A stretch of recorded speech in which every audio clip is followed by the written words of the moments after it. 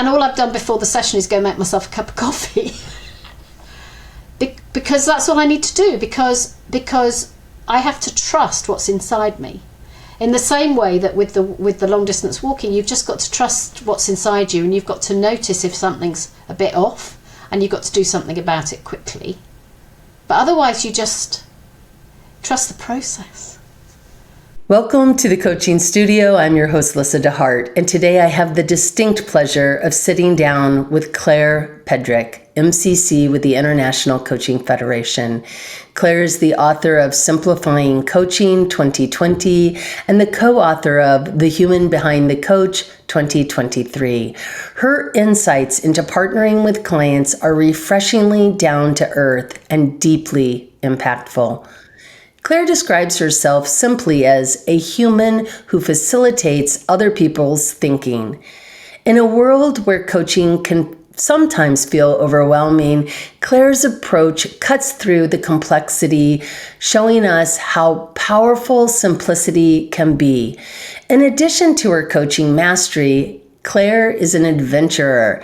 She walked over 600 kilometers of the Camino de Santiago in 2022, a journey that seemed to mirror her beliefs in walking alongside people as they find their way. She's been honored with the recent The Specialist Business Book Award for 2024 for The Human Behind the Coach, as well as the Outstanding Contribution to the Coaching Award and a Points of Light Award from the UK Prime Minister, a recognition not only of her coaching skills, but for her humanity. I'm thrilled to have her on the show today. I think you are absolutely going to enjoy this conversation. I'm pretty sure I will, as we explore how Claire blends her expertise, authenticity, and love for simplicity together. So get comfortable and let's dive in. Claire, welcome to the show. Well, thank you, Lyssa. What beautiful words. I love the bit about the blend of the walk and the coaching. That was beautiful. Thank you. You're very welcome. You're very welcome. And I do have a copy of your book here, so we're going to get into that a little bit. But I really would love to start with this idea of how either you found coaching or coaching found you. I think it can maybe even be a blend of these things. I found coaching before coaching was a thing. So I had a job in the 1980s that was called Information and Counselling, and it wasn't counselling. It was coaching people who wanted to work in international development. And I had to teach myself how to do it. And there was one very thick book on non-directive work consultancy that was useful. Just one. Yeah, just one. It's on the bookshelf somewhere. It's green. So I then read an article about coaching in the late 80s and thought, oh, that's what I do.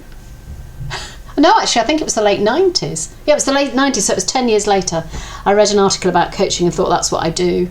And then went and trained as a coach, having already done about 2,000 coaching hours. But because I didn't know they were coaching and the people I was working with didn't know they were coaching, they didn't count. But anyway, we've backfilled them now. Yeah. You've had a little bit of time to catch up on those hours, I'm sure. So as you then discovered this idea of coaching 10 years after you're doing this non-directive consultation, honestly, that sounds fascinating as well. But you've really seen the arc of the model of coaching change then through the years also. And I'm really curious, what has been your experience of that time, the shift through time, really? Well, in those early days, when people said, what do? You told them, they went, what? You drive a bus? No. Yeah. You have a little league team or soccer? Yeah, so in those days, there wasn't really any competition. So if you were in conversation with an organisation and they thought coaching was a great thing, you got the work because there were very few coaches around. Those were the good old days. So that was one thing that was interesting. I think that there's been huge professionalisation of coaching, but I also think there's been huge commercialisation of coaching, and I'm not sure that that's all good. Yeah. Oh, well, that's just fascinating. So, I mean, I hear the first part, but the commercialization of coaching, would you be willing to share a little bit more about your thoughts on that? Yeah, so I've only just begun to notice that. You know, you don't notice something and then it starts flashing lights and you go, oh yeah, that's interesting. So I started a coach training program in 2003. So one of my team said the other day, how old is Transforming Conversations? I said, oh, it's 21. And they said, well, do you not think we should celebrate that? And actually, she said, do you not think we should tell people that? Because that's not the same as somebody who wrote a coach training program last week or last year. Because what's happened is the program that I started delivering in 2003 doesn't look the same at all, because every single time we run it, we take something out. So there's less content and more experience each time we run it. And you only get that by doing something over and over again, don't you? Because you go, actually, no, they don't need to know that. And they don't really need to know that. And actually, they don't need to know that either. So what's the least that we can teach people for them to be able to do this thing called coaching? So one of the things that I notice is that shininess and wisdom are not always the same. Yeah, shininess and wisdom are not always the same.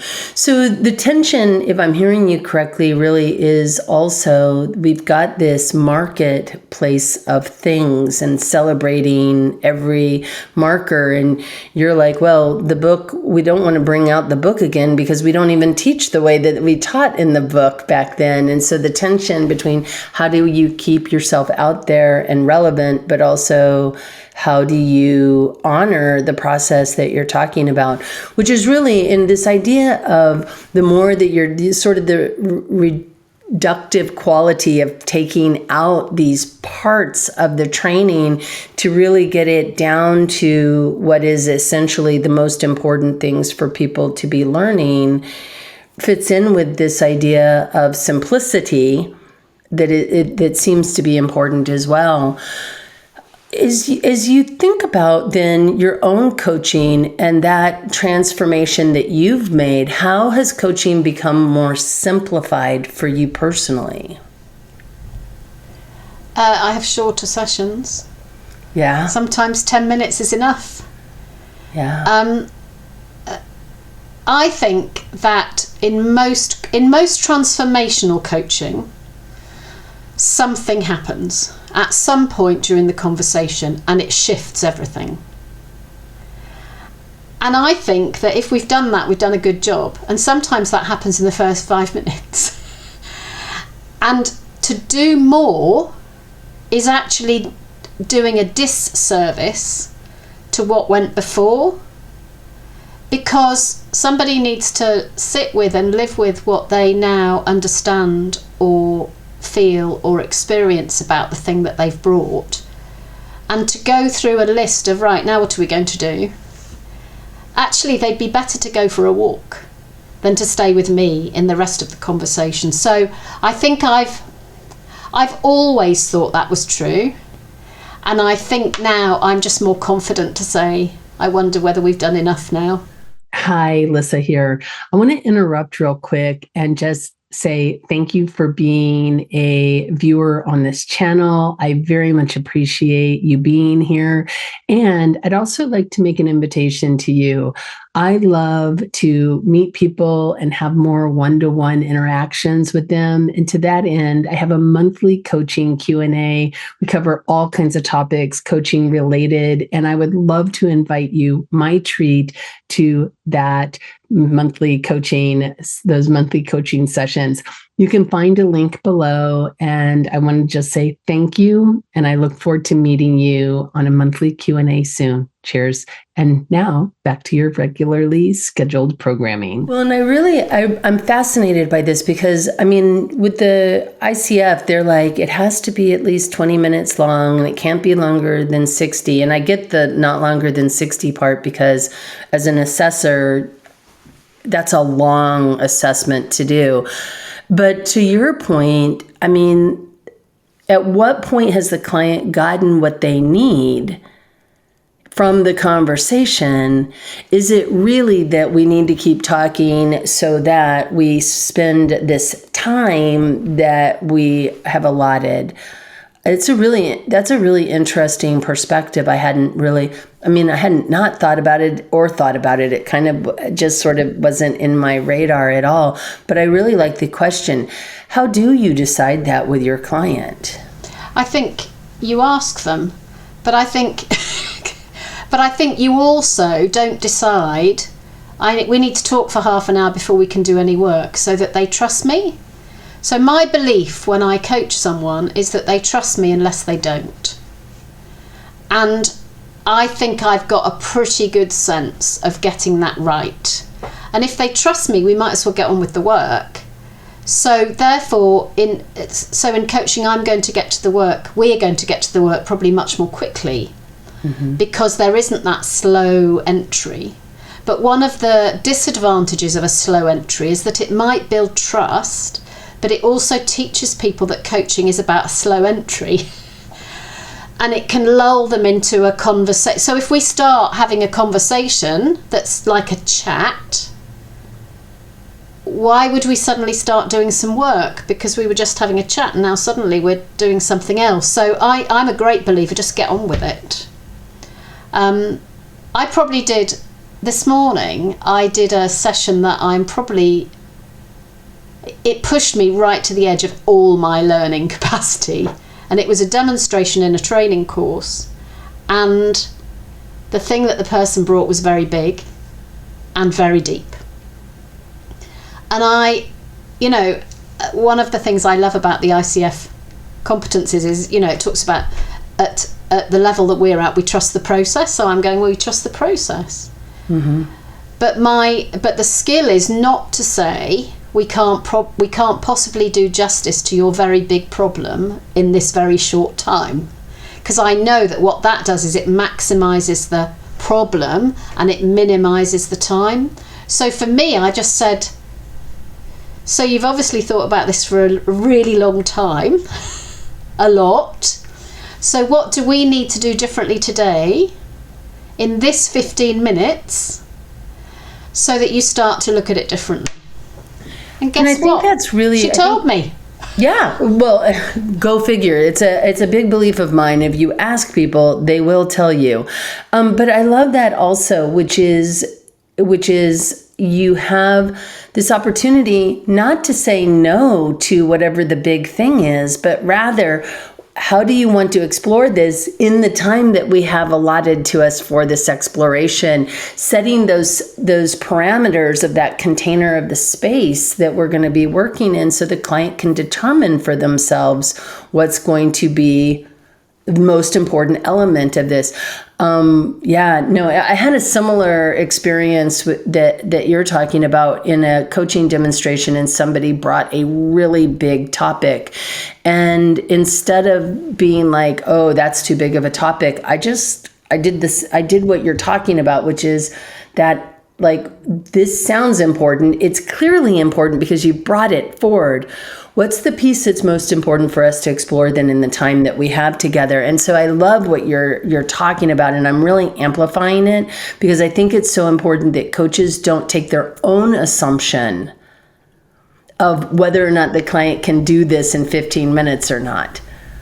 I might not be able to, but you might be able to. I'm sorry, I interrupted you. No, but they only need to move it forward a bit for them to have had amazing progress. So this might not translate to the States, but bit is my favourite part of coaching. So I'll say to people, which bit do we need to do? Which bit of this do we need to think about so that we can move it forward a bit? And they go, oh yeah, it's this bit. Yeah. And of course, identifying that and identifying the question, because that's often a question and not a problem or an issue, they go, oh yeah, this bit is the question. And then they've started moving. And I think one of the things that we often do accidentally in coaching, I hear it all the time in recordings, is that the coach says to the thinker, tell me all about it. And the thinker goes, well, I'm stuck. You know, I told you I was stuck. Well, I'm really stuck. Actually, I'm very stuck. In fact, I've never been so stuck on anything in my whole life. And the coach is sitting there going, I don't know what to do now.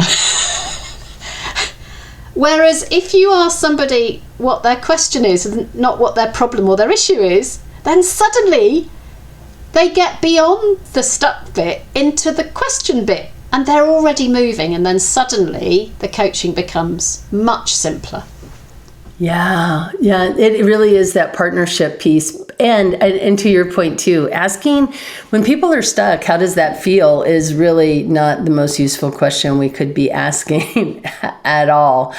You know, your recent book, and I had gotten an early copy of it because you and Lyssa were sending it out, and so I'll just show it again real quick. But it's really, what inspired this focus on the human side of coaching for the two of you? Well, for you specifically, since you're here. Well, that wasn't the book we were writing. Oh. The book we were writing was basically how to go from PCC to MCC. It was called Growing into Mastery. We bought the domain, growingintomastery.com. It was all going very well. And then, having written a lot, we realised that it wasn't about getting bigger or better. It was about being different. And then we started to look at what was underneath the competencies. And what was underneath the competencies were a whole load of human things, like courage, like really being able to embrace not knowing. So one of the things that I notice when I'm watching recordings is you can see in the coach's face their capacity to deal with not having any idea what to do at all. Yeah. And whether they can be normal about it, or whether there's some level of trying to get in control about it. So all of those human characteristics are actually much, much, much more important. Because if you go underneath the competencies, what you see that on one level, the competencies are pretty much the same at Master MCC as they are at PCC. What's different is the ease and the flow and the coach not being bothered. So one of the pieces of feedback I got this morning in this demonstration was about caring deeply and not being bothered at all. Because it's not mine to carry. The thing that this person's brought to this conversation is not mine to carry. All I need to do is to facilitate them to look at it in a different way, so that what they go away with is different from what they came with. And what relief that is, isn't it? You know, but I think that's part of the developmental journey that as individuals, as whether it's as a human being or as a coach, it's that developmental journey of letting go of having to be the smartest, the best, the most perfect, the most capable, whatever that is that's in our minds as chatter about what we're doing here. And I get it, you know, from a learning journey perspective, you know, at some point we know what we don't know. And so we're hyper vigilant for all of that stuff. And I get it. But it really is that transformation, what I'm hearing, into the unconscious competence where you know what you know, but you're also not hung up on it. And so if things take a sideways turn, you've got the sense of I'm here with you. You're a human being. I'm a human being. There's two human beings having a conversation. And I probably didn't do anything wrong. And I didn't do anything wrong. And this is not my problem to solve. But that lack of attachment to the problem and deep connection to the person is, of course, the thing that makes this craft of ours such a wonderful, wonderful thing. And it also makes it so very different from every other kind of conversation that people ever have. Yeah. Which is why it's so hard to describe, I think. Yes. I'd much rather just show you. Can I show you instead of tell you about it? Yeah. You know, and it is interesting. So between your book of 2020, Simplified Coaching, I hope I just said that in the right order, Simplifying yes, that's right. Coaching, and this most recent book, you walked the Camino de Santiago, and talk about how did that impact the way that you were thinking about coaching or how you were showing up as a human being. I mean, I love this idea that you're walking, and every day you may be walking with different people, but you're all kind of journeying in a similar direction. How long have you got? We've got some time, so you go. So day one, off we go. And the signpost says Santiago 600 kilometers, and you go, that's a long way.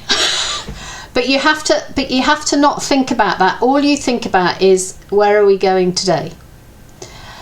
So that was one thought. The other thing that I realised on that first day was that if I had any kind of coaching conversation with anybody, I would be working for the whole walk. And that there was a complete imbalance of power if I only spoke to other people about them and didn't speak about me. So I committed to myself that I would not coach. And one of the things that I noticed with the pilgrims that I met on the walk was that you pretty much don't know anything about anybody. You deeply know a lot about them, but what they disclose is not, I'm a this and I come from there.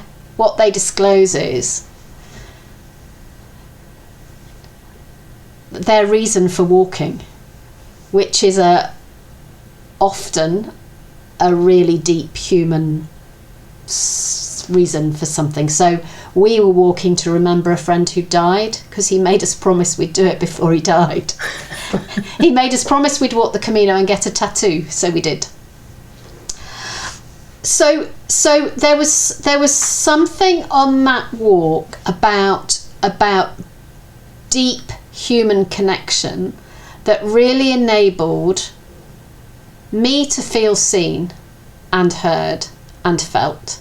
And I know that others also felt seen and heard and felt. So as much as coaching is a partnership, it's a kind of one-sided partnership, because at the end of the coaching relationship, you know all about me if you're my coach, and I know a little bit about you, but the depth of human connection is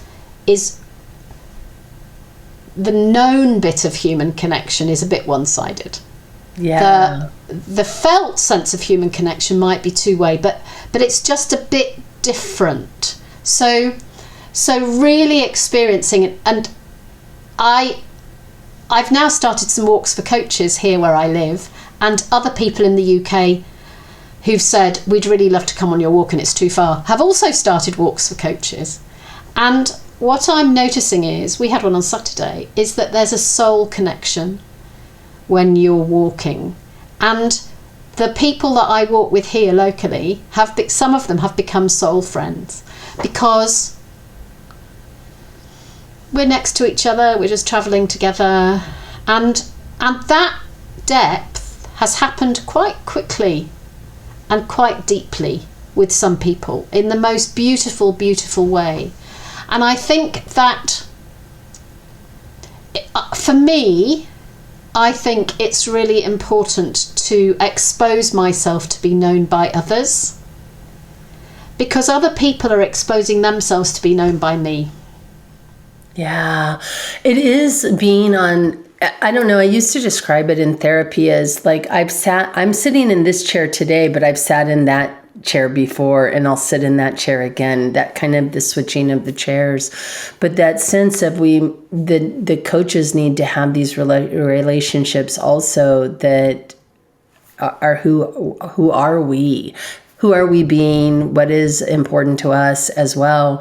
And in the coaching conversation, if I'm hearing you correctly, while we may be somewhat known, we're known by our energy, how we show up with people, but we're not in the same level of vulnerability as somebody talking about their very big issue that showed up this morning in your coaching demonstration, where we're holding space in a different way for a different purpose.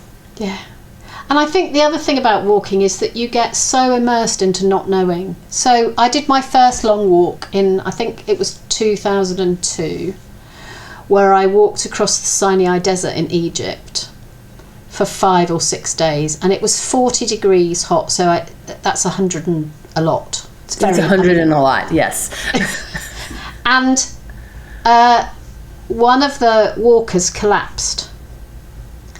And I think there were 8 walkers and 5 support team. And when one of the walkers collapsed, one of the support team opened his rucksack and he had 5 intravenous drip bags in his rucksack. And one of the other walkers said, they'll call an air ambulance. Well, there's no signal in the desert. Somebody walked to find somebody with a camel. So that was my first lived experience of a big not being in control. I mean, it wasn't mine to look after, but being in a situation where you completely lost control, but it wasn't out of control.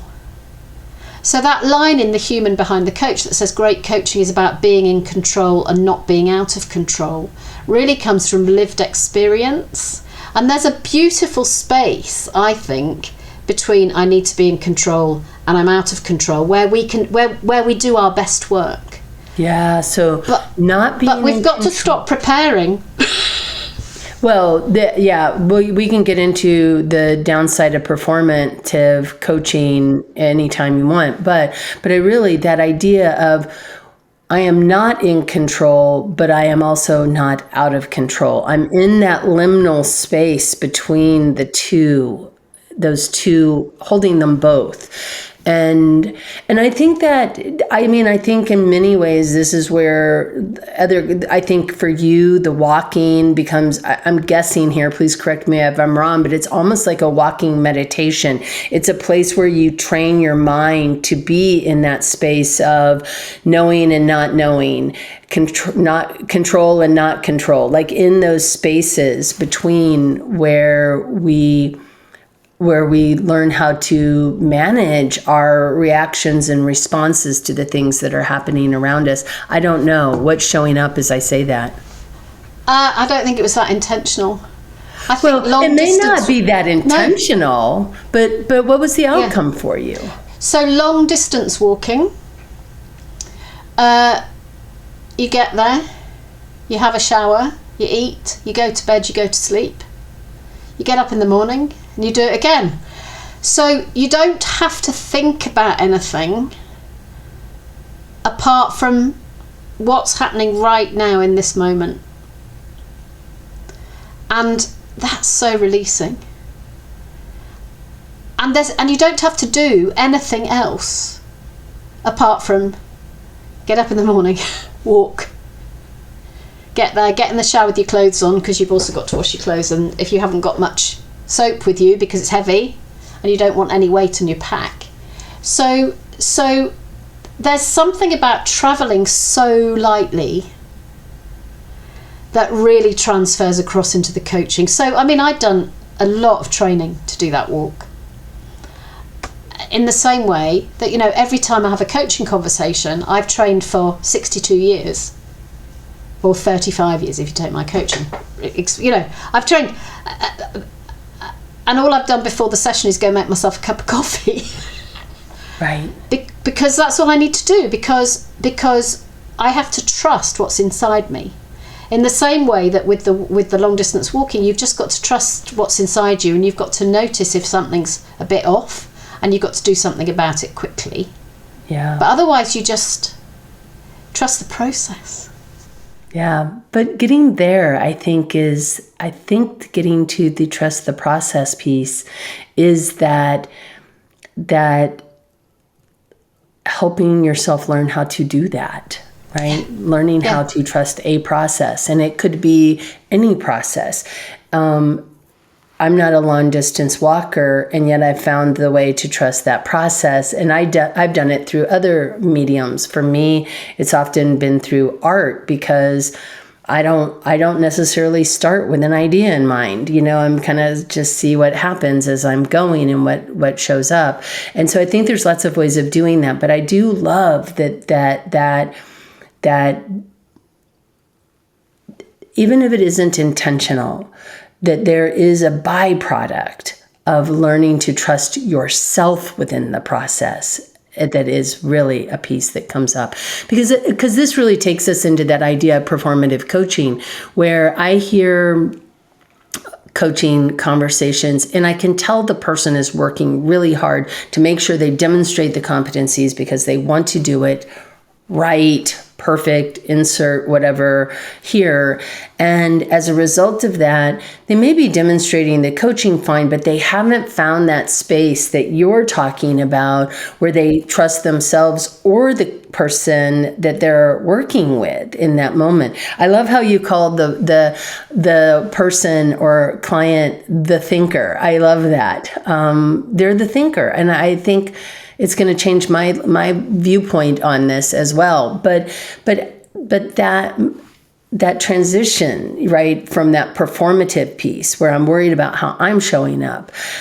What do you think a coach would benefit from hearing about letting go to being with? Well, let me tell you a really funny story. So I was running before COVID. I used to run training programs to really re-empower coaches who'd lost their confidence in the health service, to give them a bit of the help, to support them to get a bit of the love back and feel that they could do less. And it was such fun. And one day I was there and this lady arrived, and they were at the end of a big coach training program, by the end of which most of them had lost the love because they'd had to do so much writing and essays and reading and analysis and whatever. And they knew each other because they'd all been on the same course. And this lady arrived and she looked around and she didn't know anybody. And I said, "Are you okay?" And she said, "Yes, I think I've come on the Introduction to Coaching course." I said, "Well, it can be if you want it to be." She'd come a long way. I said, "If you'd like to stay, you're really welcome." And she went, by lunchtime she's going, but they've all done lots of training.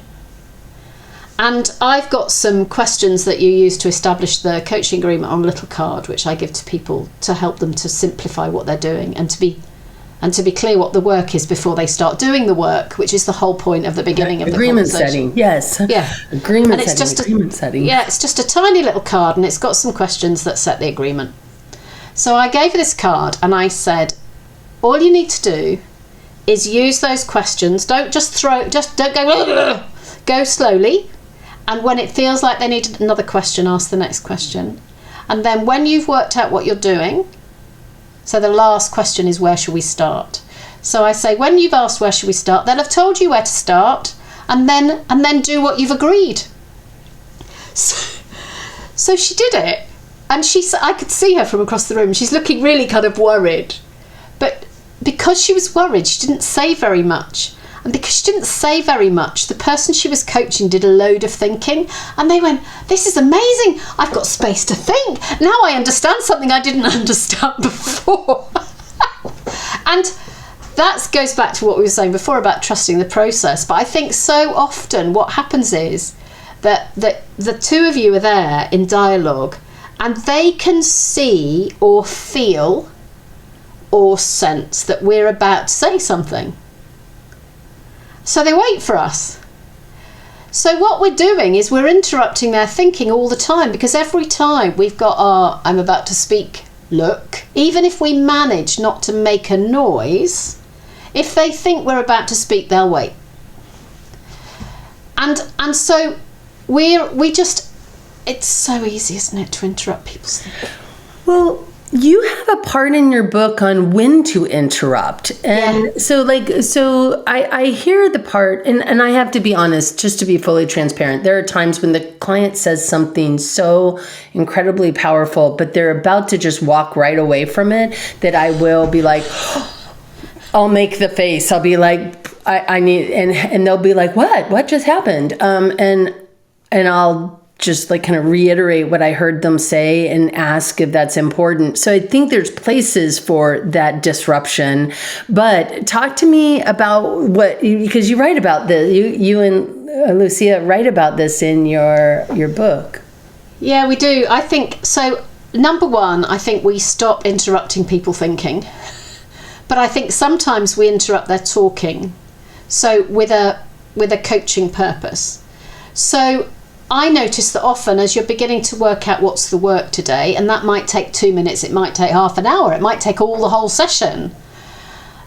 Often what will happen is, if you're listening to this on audio, let me describe it. So the person will start talking, we both think we know what we're doing, and they suddenly go, and it gets really big again, and then they get lost in it. I think that's a moment often to interrupt, to support them to work out what we're doing. But I think that the danger is often that what we do at that moment when we interrupt is we go backwards to the beginning of the session. And we say, when we started, we said we were going to do this. And now, you very bad person, we're not doing that anymore. And the person goes, oh no, that's terrible. Whereas to interrupt in a future focused way enables us to get alongside the and go, so today, which bit of all that is the work we need to do? And that interruption helps us to get back on track without anybody feeling that they've done anything wrong. Because I think we can accidentally make people think they've done something wrong. And if they do think that, then that's their experience, and that impacts all sorts of things. And then they start following us because they want to do it right for us, because they want to please us, and then we lose partnership. Right. Well, and I mean, and I think all of this in many ways highlights this idea of curiosity over expertise, which is an element of your book as well. This, as we are letting go of the needing to interrupt people, needing to kind of be the guardrails. Like, we don't need to be the guardrails. People have their own guardrails, but how have you, I'm trying to think of the right question here, but it really has to do with really your own transformation into letting go of that expertise in order to be curious. And I think it fits a little bit with that earlier conversation around this idea of performative coaching, because I think performative coaches are often very much experts at what it is that they're talking with their clients about. And so I'm not exactly sure what the right question is here, but I'm going to just punt this back over to you real quick. I think the more experience you have of somebody experiencing a transformation in the moment and really having a new insight, and the more we see it, the more confident we are in risking again. So that lady in that room on that day, she was so pleased with herself. And she also recognised that she'd hardly done anything. So I think there's two things there. One is having the experience of someone having a really deep insight that's going to make a difference. But the other one is, in order for us to have that insight, we need to be looking at them when they're doing the work.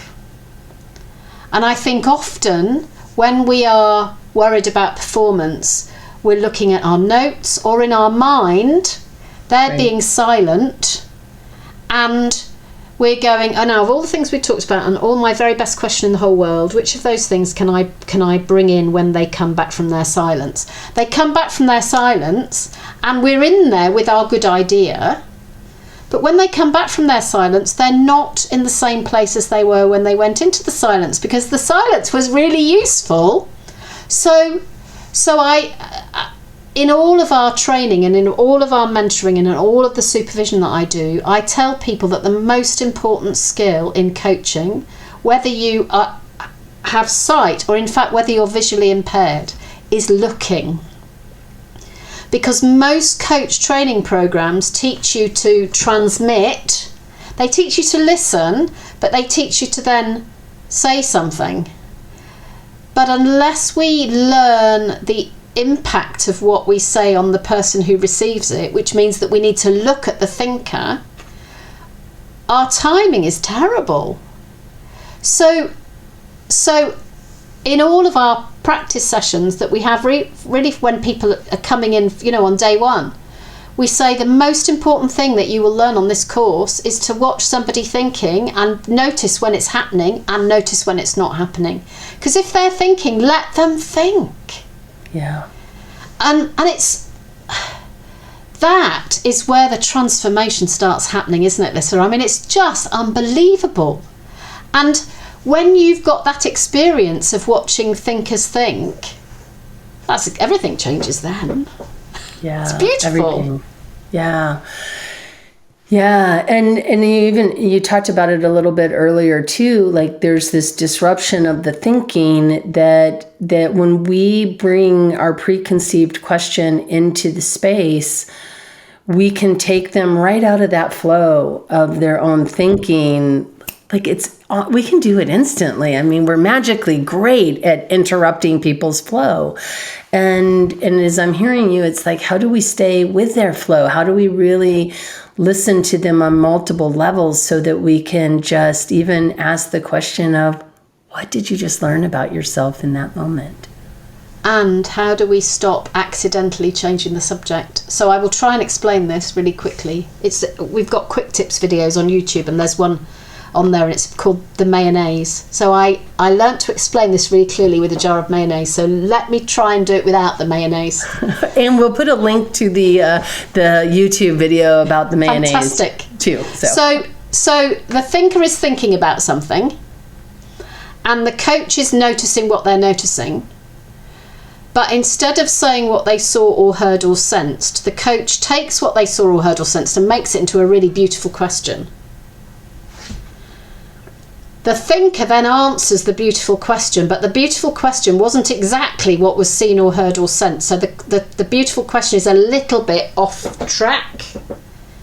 The thinker then answers their version of the beautiful question that was asked. And now you're in a third position. This was taught to me by somebody who'd done our training courses, called Kim Whitten. She's a linguist. She understands how people think. So the thinker thinks. The coach asks a slightly interpreted question of what they saw, heard or sensed. The thinker then answers the slightly interpreted question.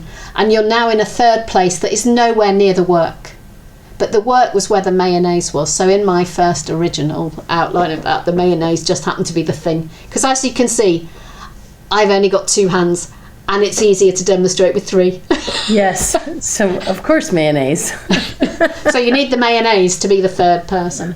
But that's really interesting, isn't it? Because those questions that are slightly translated from what people see or hear or sense are great questions, but they divert the conversation off in a different direction, and then the answer diverts it in a different direction altogether, and we have a lovely conversation that doesn't do the work. Yeah.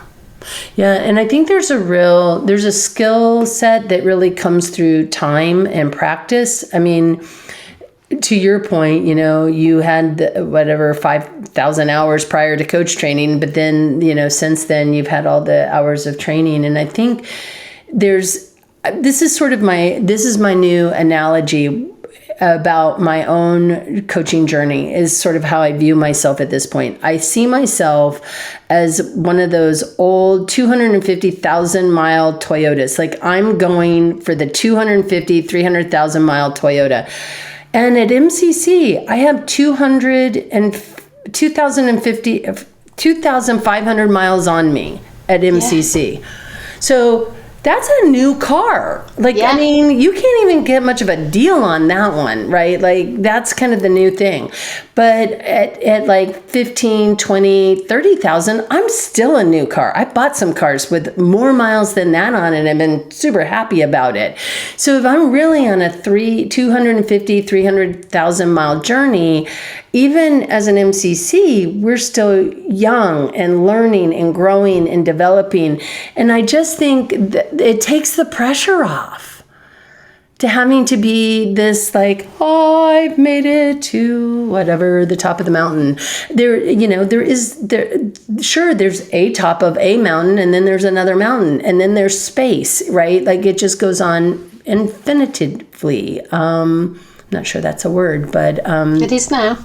It is now for us. But I love that. Just let go of that need for perfection and just being truly with the person that you are. And you can always check in, to your point, how does all of this stuff, what's the bit of this that needs to be explored for that, whatever that was that they wanted to get towards.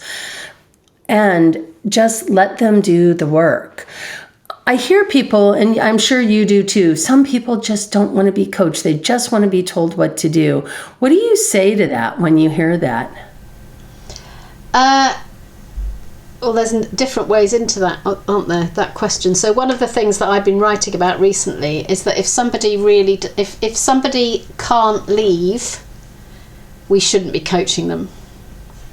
So we need to be able to say to somebody, you don't have to be here. And if we can't say that to them, I'm not sure that with all integrity we can coach them, because there's something there that isn't about partnership. So that piece, and just to be clear, you said if they cannot leave, so they're mandated in some way into this coaching, then we really can't be coaching. Yeah.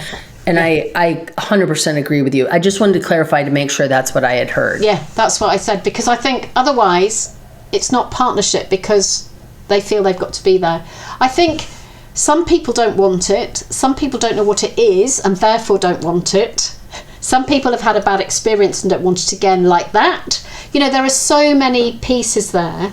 And I think that speaking simply can open up the doors to some more conversation.